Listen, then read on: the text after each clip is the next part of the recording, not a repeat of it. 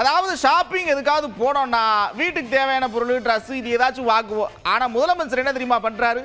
AIADMK எம்எல்ஏக்களை shopping பண்ணிட்டு இருக்கிறார் அப்படின்ற குற்றச்சாட்டை முன் வச்சிருக்கிறார். பொதுவாக எல்லாரும் ஷாப்பிங் போனால் என்ன வாங்குவாங்க? ட்ரெஸ் வாங்குவாங்க, வீட்டுக்கு தேவையான பொருட்களை வாங்குவாங்க.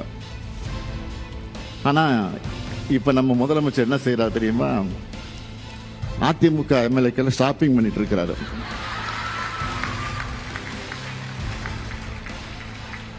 நமக்கு என்ன சந்தேகம்னா, அவர் ஆட்சி மேல அவருக்கே நம்பிக்கை இல்லையா,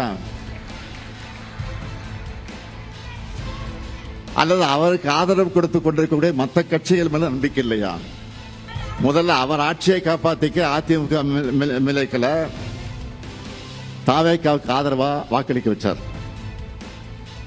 இப்ப அவங்களை ராஜினாமா பண்ண வச்சுட்டு அடுத்த நொடியா தன்னுடைய கட்சியில இணைச்சிருக்கிறார். இந்த மாதிரி நியூஸ் எல்லாம் பார்க்கும்போது உங்களுக்கு என்ன ஞாபகம் வரும்? பாஜக மற்ற மாநிலங்களில் பண்றதே இங்க முதலமைச்சர் விஜய் அவர்கள் செஞ்சுட்டு இருக்காரு.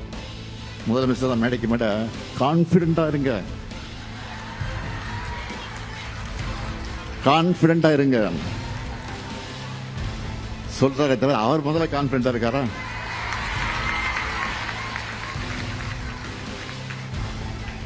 அதனாலதான் தீர்ந்து போன சக்தின்னு சொன்னவங்க கூட உறுப்பினர்களை திருடிட்டு இருக்காரு. இப்போ